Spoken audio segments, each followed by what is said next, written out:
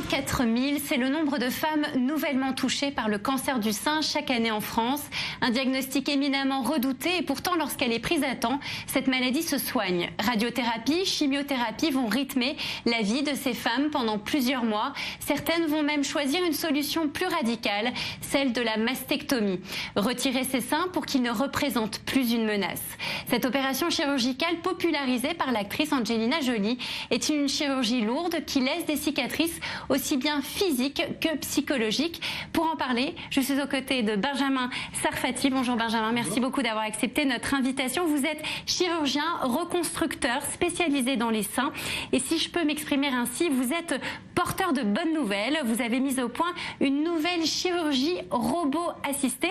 Alors très rapidement, cette technique inédite permet, lors d'une même opération, d'effectuer la mastectomie et la reconstruction mammaire en ne laissant plus qu'une cicatrice très discrète sous l'aisselle, évitant ainsi les cicatrices sur le sein comme c'est le cas aujourd'hui dans les opérations traditionnelles du sein.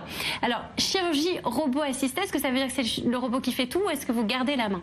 Alors malheureusement non, le robot a encore besoin du chirurgien. Il faut savoir que le robot ne prend aucune décision. Il reproduit exactement le geste que le chirurgien effectue à une console, à quelques mètres du patient, avec deux petits joysticks, et le robot reproduit tous les gestes, tous les mouvements des chirurgiens avec beaucoup de précision.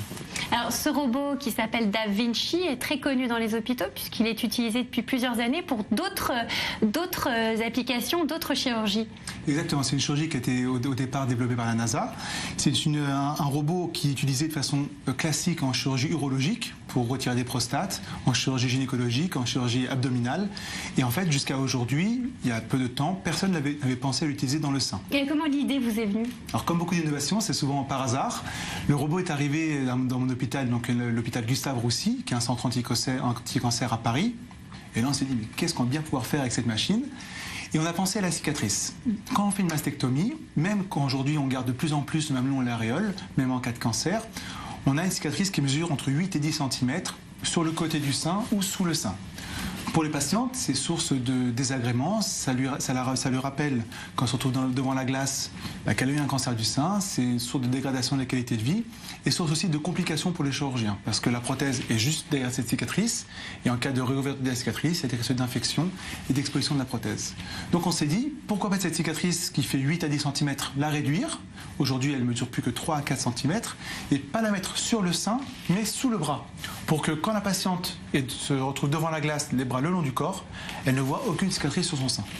Donc c'est un réel bénéfice esthétique pour la patiente. Est-ce qu'il y a un bénéfice également médical? Tout d'abord, il est esthétique. C'est vrai qu'aujourd'hui, on a des patientes qui viennent de toute la France pour cette technique, qui ont des mutations génétiques BRCA1, donc qui prédisposent au cancer du sein, qui l'ont depuis plusieurs années, mais qui ont peur de passer à la chirurgie par peur de cette cicatrice. Le fait de ne plus avoir de cicatrice sur le sein, elles sont prêtes à passer le cap et à faire une mastectomie avec une reconstruction immédiate.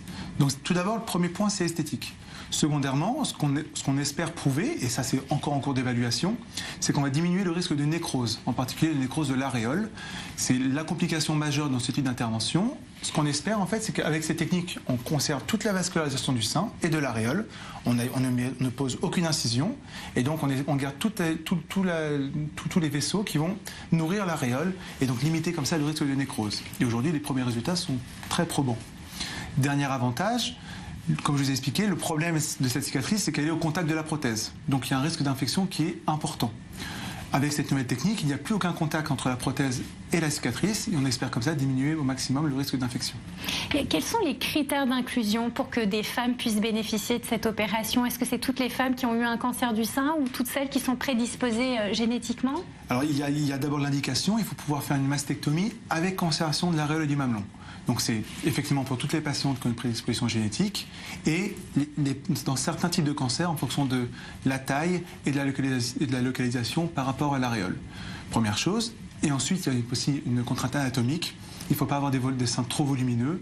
À partir du bonnet D, E, ça commence à être compliqué. Et pas avoir une poitrine trop tombante, parce que dans ce cas-là, on a besoin de remonter le sein et donc de mettre des cicatrices sur le sein. Et dans ce cas-là, le robot n'a pas d'intérêt. Aujourd'hui, vous êtes le seul à utiliser cette technique. Comment ça se passe au niveau mondial? Alors au niveau mondial, donc, il y a une équipe italienne qui s'y est mise aussi, à Milan. Une équipe aussi de Marseille qui a commencé. Mais en fait, aujourd'hui, le robot n'a pas de marquage CE, marquage européen pour le sein. Donc aujourd'hui, il est interdit d'utiliser le robot dans le sein, sauf dans le cadre d'une étude clinique. On espère avoir une autorisation d'ici la fin de l'année. À partir de ce moment-là, on pourra lancer des programmes de formation pour former d'autres chirurgiens en national et à l'international.